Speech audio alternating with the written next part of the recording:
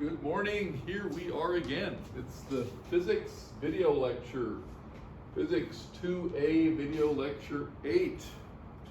And I want to start off with a couple of announcements.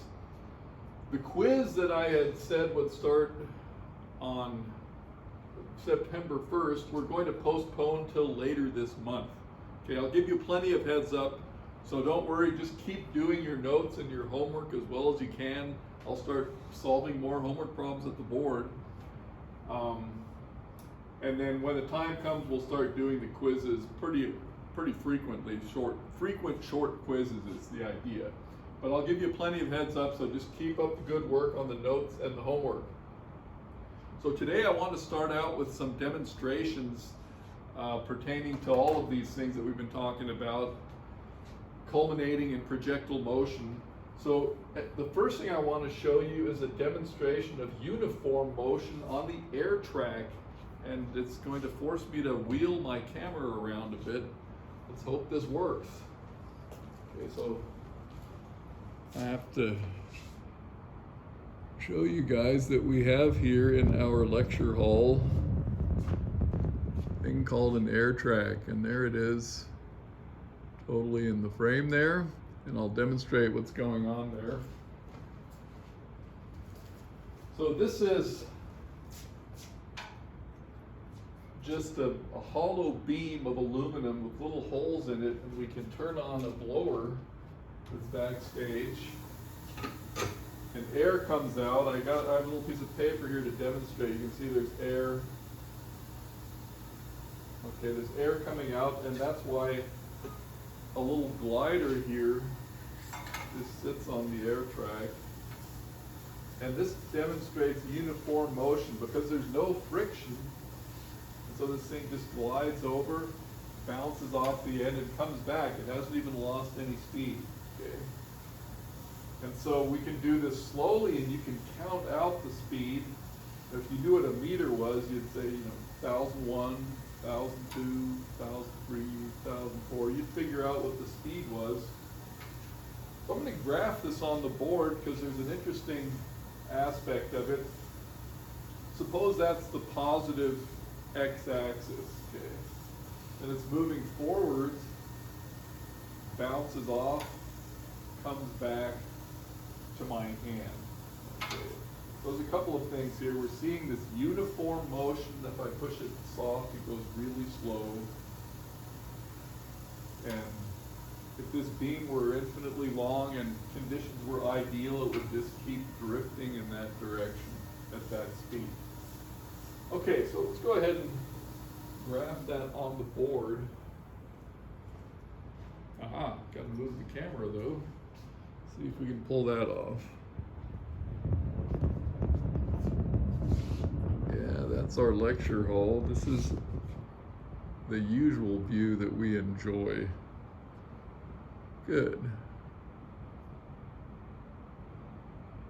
That'll do.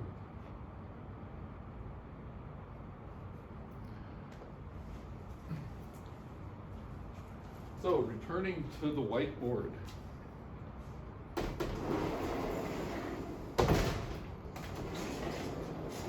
So we just had uniform motion, and let's title this graph Uniform Motion with a little twist to it.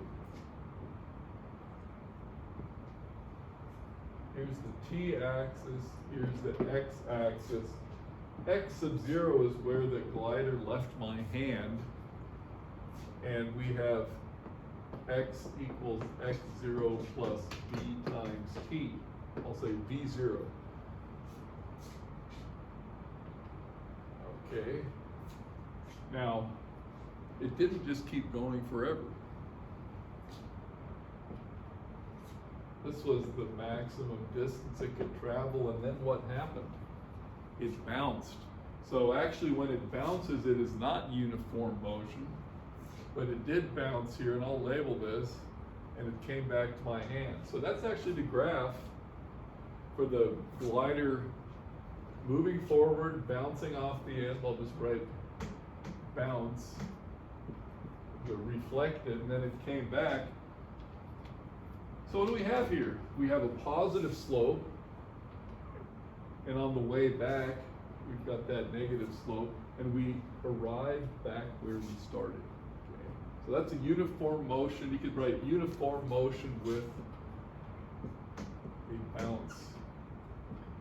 That's what we'll call it, okay? So I wanted to demonstrate the uniform motion, and now I have a second uniform motion. I have this car here. It's not quite as frictionless as the air track, but I can send this across as well. It glides across pretty smoothly, okay? So that's uniform motion as well. Not the air track, but a reasonably frictionless track. But what's this device right here? A little surprise for you. So what we have here is a car that kicks a ball up in the air and catches it again. And you'll notice, if I adjust this right, sends it up pretty much vertically, and it lands again. So that was free fall. So we have uniform motion.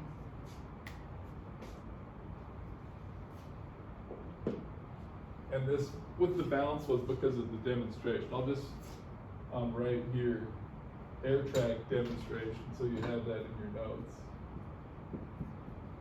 Air track demonstration. Okay. So numbering things. So next we have just another uniform motion. I'll do a smaller one here.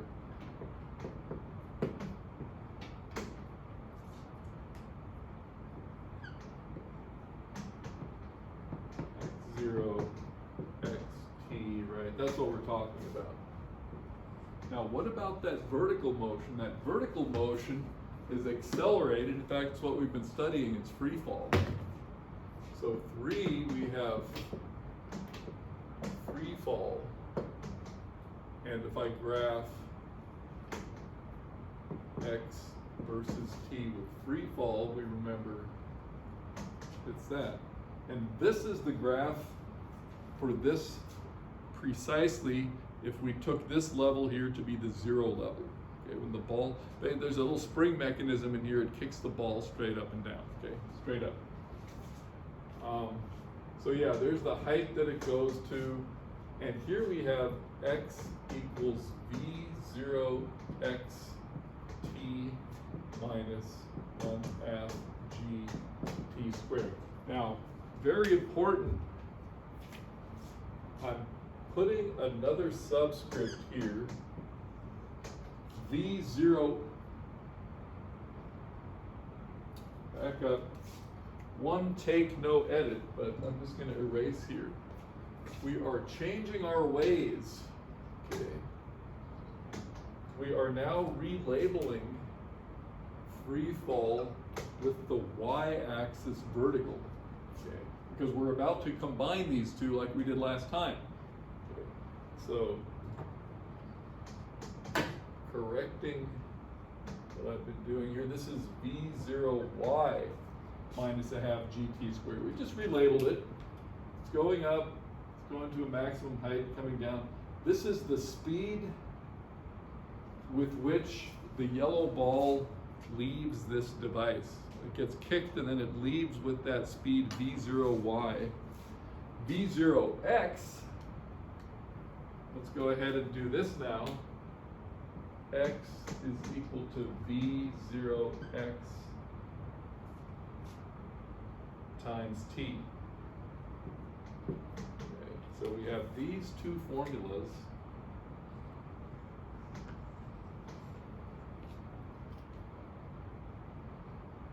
Send this up. Yeah, these are very, very important. This first graph just went with our demos. Interesting thing. Number 2 and 3, these are the important ones. We're now breaking up the motion into an x and a y, and when we graph it next time, there will not be a t in the graph. Okay, the t will just be implicit. So let's have a look here.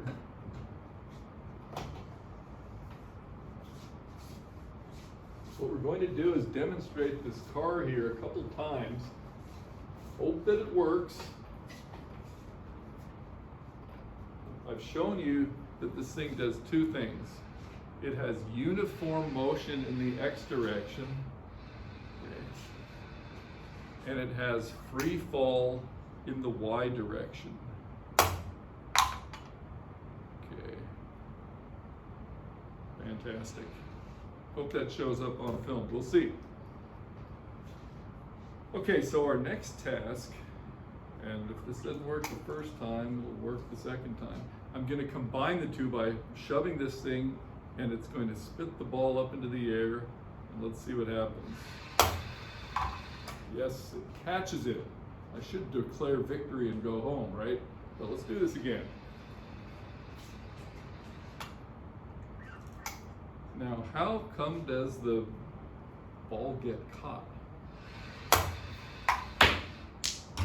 counting that as a catch. Let's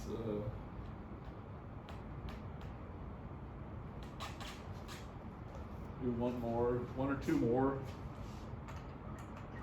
I'm going to do a slow one.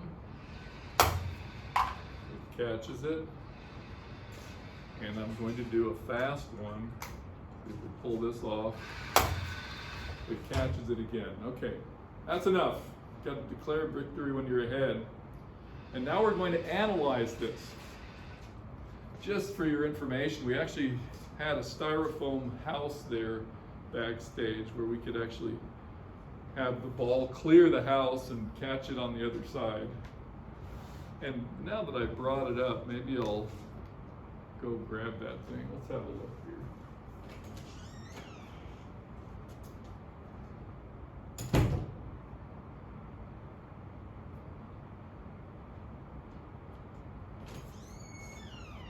Okay, this last one is just for fun. I'll probably regret trying this, but let's see here. So we have to make sure it goes through. There's a problem. No, this one is not cut out for this particular car. Okay. Well, it's a good demo when you have the right pieces and it clears the house. But the point is, it doesn't matter if something there or not. What happened here was that we had uniform motion and we had free fall. And we simply combined them. So this thing catches it when it's at rest. When it kicks it out here, it's in motion, but it's tracking the whole time. Why? Because the motion in x direction has not changed. The horizontal motion is constant, the vertical motion is free fall, and they combine. And that is projectile motion. So that's the entirety of projectile motion right there. Also, our homework was the horizontal throw. The horizontal throw was basically the situation where you start midway through your projectile, midway through your arc. Okay, so if you start at the very top and you land in there like that. Okay, glad that worked. So now let's analyze this thing. So let's just write down demonstration projectile cart, and I'll label this. I'll do a little picture for you and label it. We have the track here, and then this cart, which is this box thing with wheels on it, right, is rolling forward. So there's our y-axis, the track is our x-axis, and at this point here, okay, it has V0x is the horizontal motion. I'm going to label that with the color so we can see it. So we've got in fact, let's put that right up here. Okay, so there's my first cart, it's moving. I'll draw a second cart. We've come to this point here. Okay. And as the ball emerges,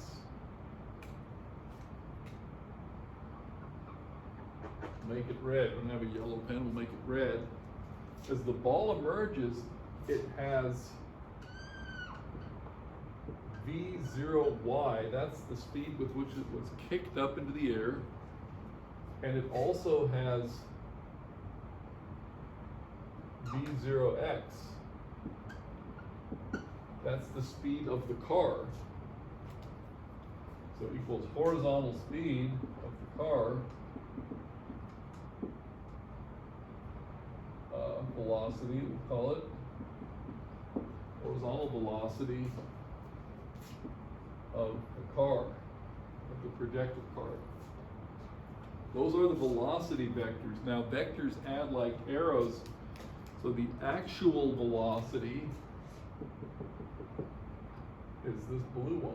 That's the actual initial velocity, being the combination of the forward and horizontal motion.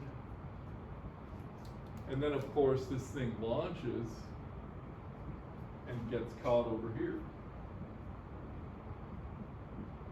successfully a few times. Okay, that was good. Okay, so that is initial, and you know I can keep labeling this. Put a little more room in here. V0y. Therefore, the hypotenuse here is V0. Squeeze that in. The hypotenuse is V0. There's an initial angle theta. So let's write this out. We have V0 is equal to the hypotenuse, V0x squared plus V0y squared.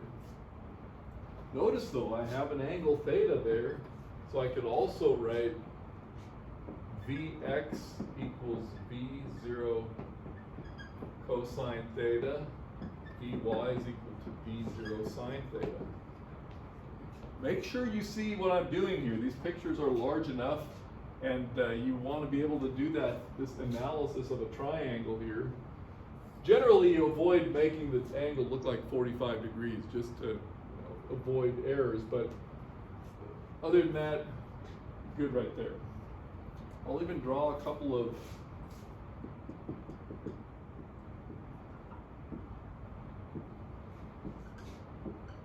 that's what happened. Okay, a couple things. So as the projectile cart, V0y, we'll go ahead and write it down. That's the vertical component.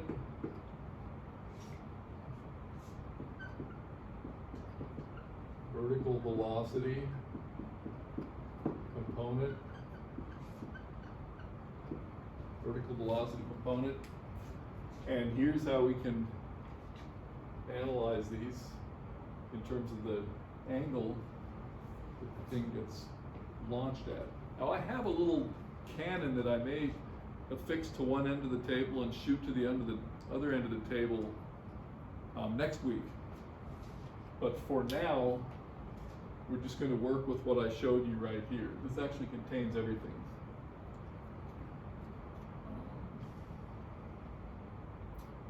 And so I'll put words here, and then we'll go ahead and do the analysis. So we have the important principle: horizontal and vertical motions are independent. That's what I said last time, and I'm repeating that. Horizontal and vertical motions are independent of each other.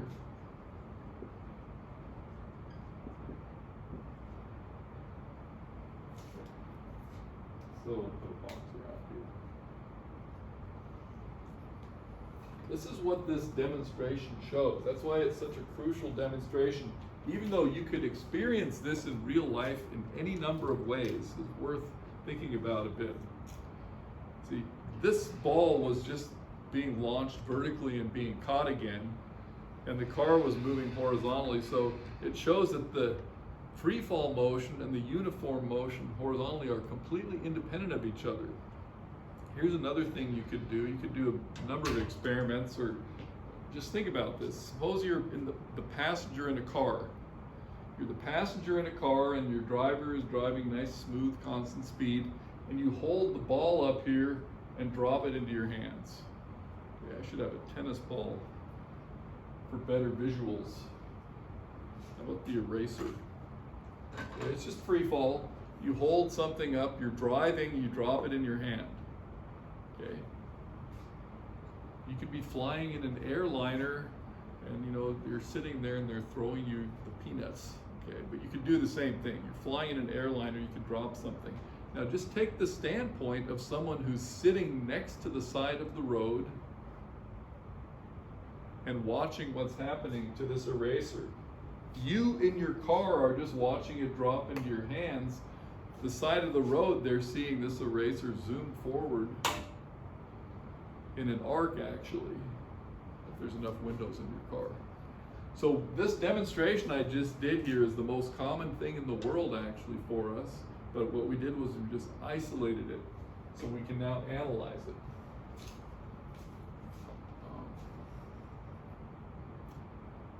Yeah, oh, in fact, there's a good example that goes with a horizontal throw. Maybe I'll discuss first. Let's see how we're doing for time today. Yeah, not bad at all. Okay.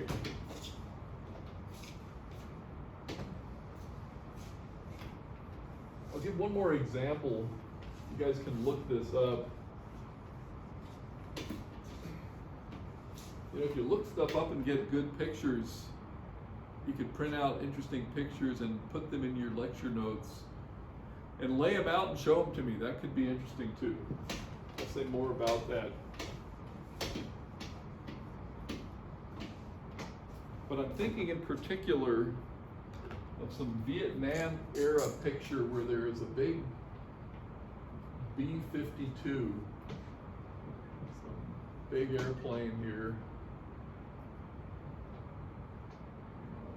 It's got these swept wings. Who knows how to draw an airplane? Okay.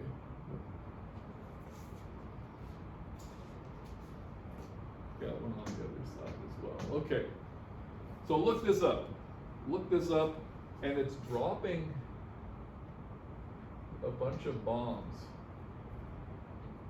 There are various pictures like this. Some of them are kind of famous.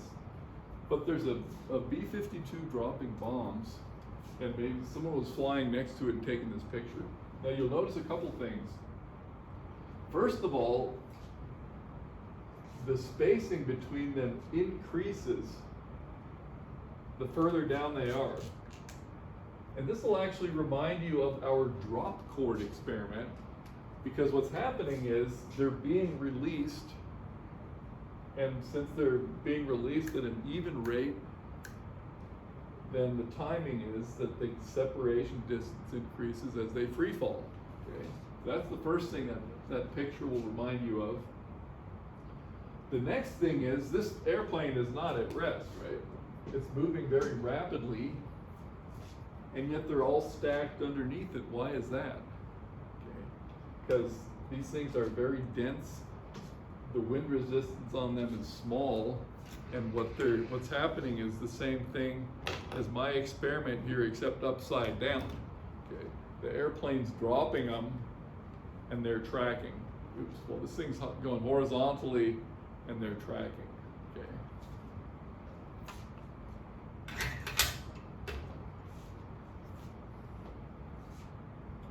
So yeah, they experience sufficiently little air resistance so that they just move along with the airplane, except of course they're falling down.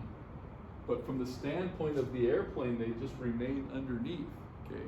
Because their horizontal motion is constant and their vertical motion is accelerated.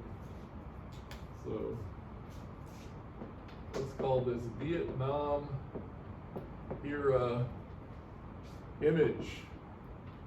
So you could look this up and you'll see some interesting stuff. I'm sure you can find these online. Look it up. Oh, one more point. So what happens if an airplane is doing this and the airplane is too close to the ground? the airplane's too close to the ground, the explosion will happen. Okay, suppose this were the ground. The explosion will happen directly under the airplane and could damage the airplane. So you can't just swoop in really low and drop a payload. It will explode right under you if it's an exploding payload. Okay, so you can see there are examples for this go on and on. I'm going to erase this. But yeah, like I said, if you find interesting images online, you look something up that we're talking about, find an interesting image, since we're building this great set of notes, go ahead and print it out and include it in your notes. Easy to do. I have another class, a different class, that's doing a lot of that, so it just occurred to me that our physics class could do it as well. So yeah, let's put this as a note so that it's been written. Print out, you take a screen capture, print out and include in your notes. And this isn't just for this example, for anything else that you find interesting. Include in your notes, show me that you did it, and I'd be interested in seeing what you find. Okay. Good. Also, if you then have questions about a certain image, you write it in your email to me and I can think about answering it as well. Very good. Okay, I'm going to erase this, and because I want to have this up here simultaneously while we're analyzing the projectile motion. So now we really have, we've got to add something here. This is an example of horizontal throw.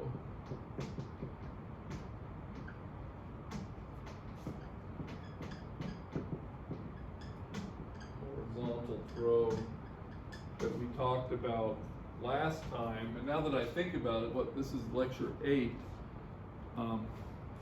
I'll discuss horizontal throw and all this stuff thoroughly in the next lecture, okay, before we move on to the next chapter.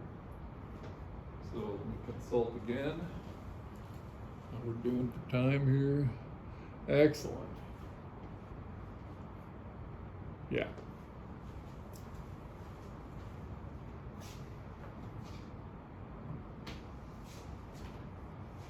So this one we're going to set up the entire mathematics and probably get pretty far with it.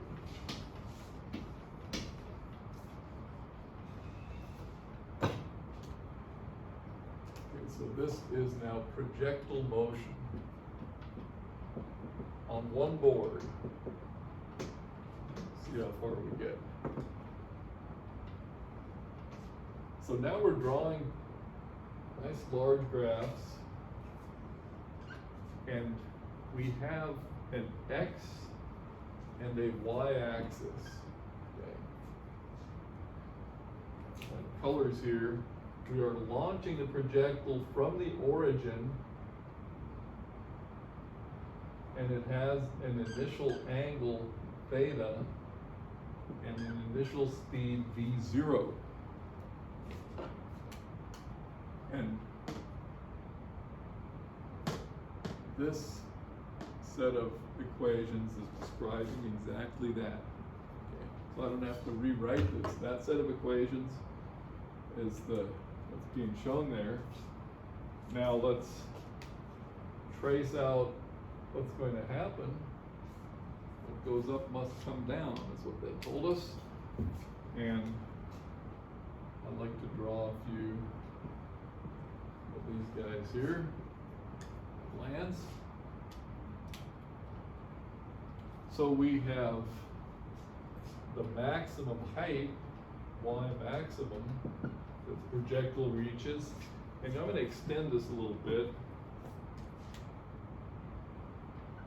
Our x-axis, because what we have here is x max, but we're going to use the letter r equals the range, because that's an important quantity, the range of the projectile. Range of the projectile. And you'll notice the other thing, we've been talking about x of t and y of t, but now we have y of x. So y equals y of x. The function that we're going to discover is the trajectory. We're going to find the form of the trajectory, not difficult. So this is everything we're going to know. We're going to know, given the initial speed and angle, we're going to be able to figure out where it lands and when it lands, how far it flies. Okay. And we'll essentially know its speed and direction and everything at every instant of time between when it started and when it landed. So let's see, we've got this half of the board. And we've talked about this. Horizontal, vertical are independent, so we have x of t is equal to v0x times t. That's its formula in time. And v0x I can come back and make some corrections. You guys can go back and make some corrections. This is v0y and this is v0x. That's important enough, okay? Because these are the initial conditions and they're constants.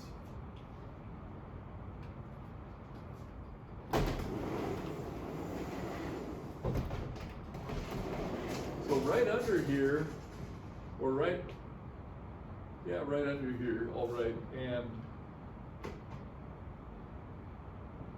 Vx of t is equal to v0x equals constant. So that's what we've been saying about the horizontal motion. v0x, of course, is given in that formula there. I'm not going to rewrite it, refer to that up there. Now, y of t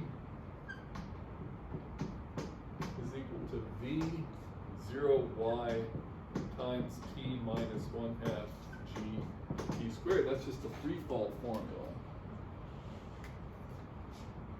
And vy of t is equal to v0y minus g times t. I've just written down the kinematic formulas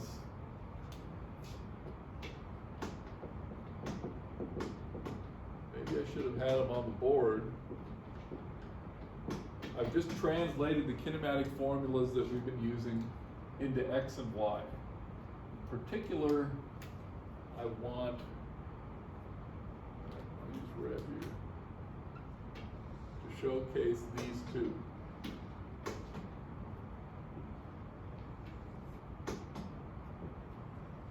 They're independent of each other. Everything that has to be solved and understood about this projectile motion can be done with this right here. So setting up the equations and recognizing where they come from, what they are, is very important. I wonder if I should put them up there.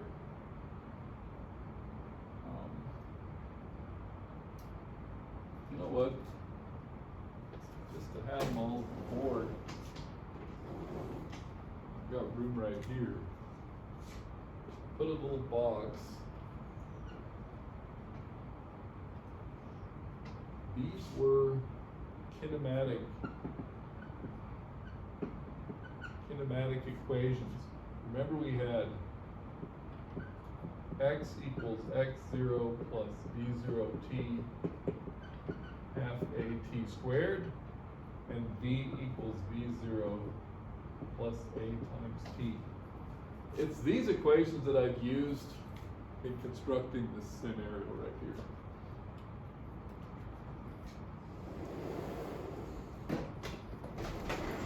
Okay, so now everything is on the board that we need. I'll go ahead and erase this, and we will solve a little bit. And then I'll assign some homework problems.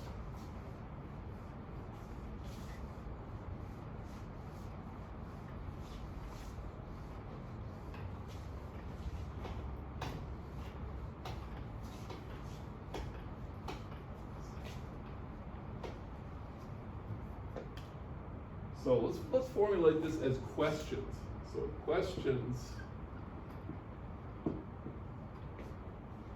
first one, the time in the air. We called it the air time before, right? T in the air equals question mark. We get that from y of t.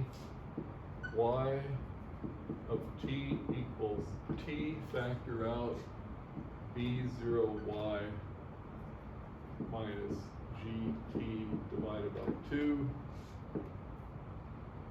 Y equals 0 when, that is the time when it came back down and hit the ground, when t air equals 2 v0y over g. Okay. 2 v0y over g equals 2 v0 sine theta divided by g. So there's an answer right there. Okay. Next question. Range. R equals, how far did it fly? Okay. So R equals x max, did I label it that way? That's right. Equals x of t equals t air. Okay. This, and that is v0x times t air. Where are we in our formulas right here? v0x times t air tells us how far we flew. So we made it to the maximum, v0x times t air. And look at this, we have 2. Now v0x, not on the board here, but we know it's v0 cos theta, that's right, v0 cos theta. And then the, no, not 2, just once more with feeling here. v0x is just v0 cos theta. I'll put parentheses around it. The t air is 2 v0 sine theta divided by g. Okay, the formula's built up a bit, but I'm going to go ahead and write this down. The first version of the range formula, we have 2 v0 squared over g sine theta cos theta. That's how far it flies. Go ahead and put a box around here. Another interesting question would be, how high did it go? And there's a couple of ways to find that. I'll probably leave you guys in suspense on that. They put it in homework. Let's see how far we've gotten here. 33. I'm going to start to wrap things up. Yeah, that's almost the complete analysis. I'm going to do one more thing, and for that I have to leave this up. In class, I would just leave this up and erase this board, which I'm going to do anyway. You guys can always stop the tape and copy this down. So we've found quite a bit here.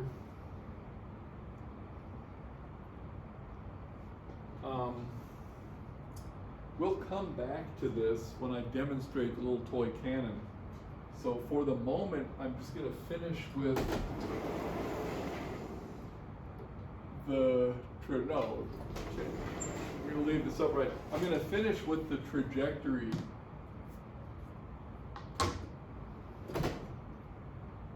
Good, so we've got the range point. Let's finish up with this trajectory here.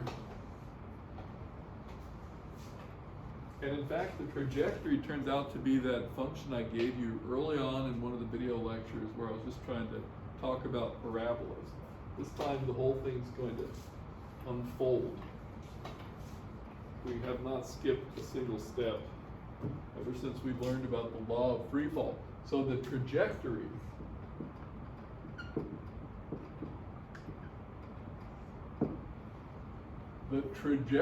y equals y of x, what we do is we solve for t in this equation and plug it into the second equation. Okay, solve for t,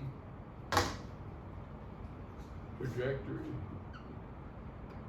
solve for t such that t equals x over v0x, right? That's what we get up there in the red box.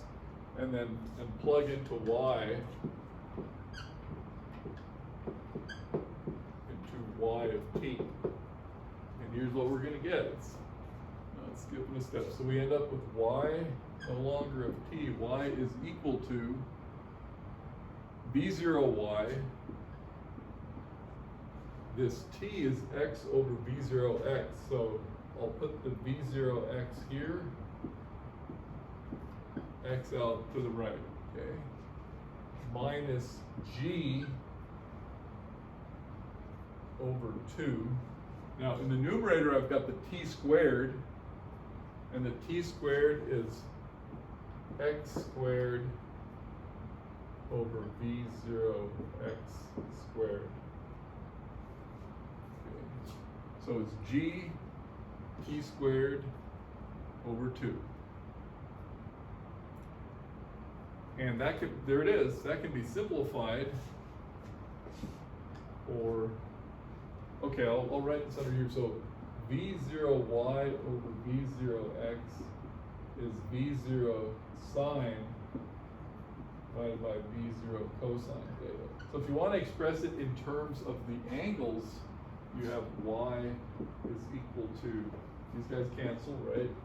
Y is equal to tangent theta times x minus g over 2 v0 squared cosine squared theta times x squared. I'll put parentheses around here, because that way you see you see the coefficients. So both of these are formulations. Let's see if we can make heads and tails of this. Yeah, tangent of theta times x, you'll notice that's just that initial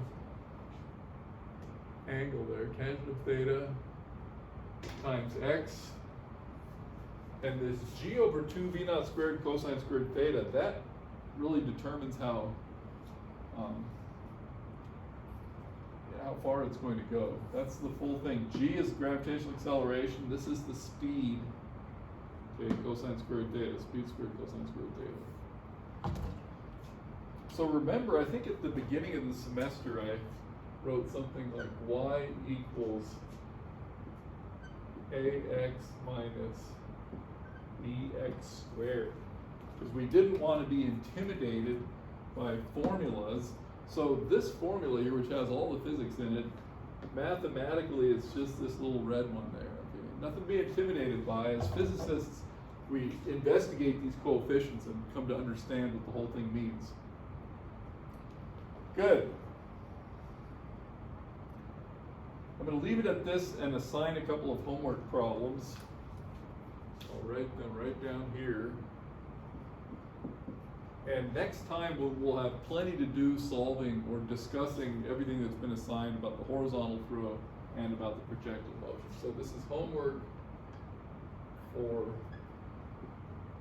lecture 8. They're going to be in chapter 3. And let's see what we have here.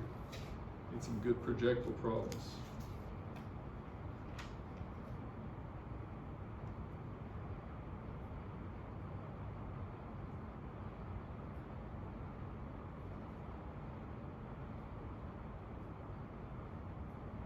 Perfect. So 18 is a basic application of this. You'll see it's the simplest application. It's actually just going to be a plug-in. And draw the picture. There's a picture in the book, so you'll see what's going on there. And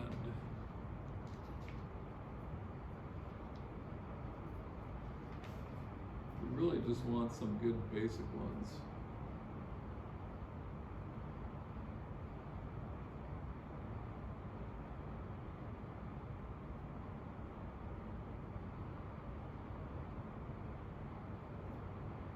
Good, so 41 is interesting. I need a little analysis there.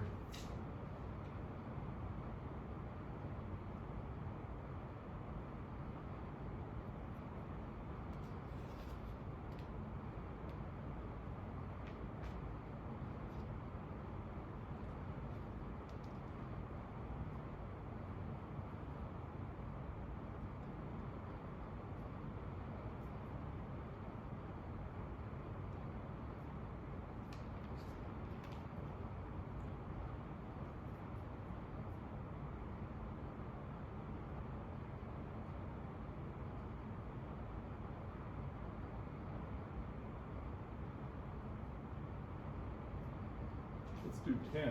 So 18, 41, and 10. Good. We'll see how that goes. Okay? Everybody enjoy this and see you guys next time.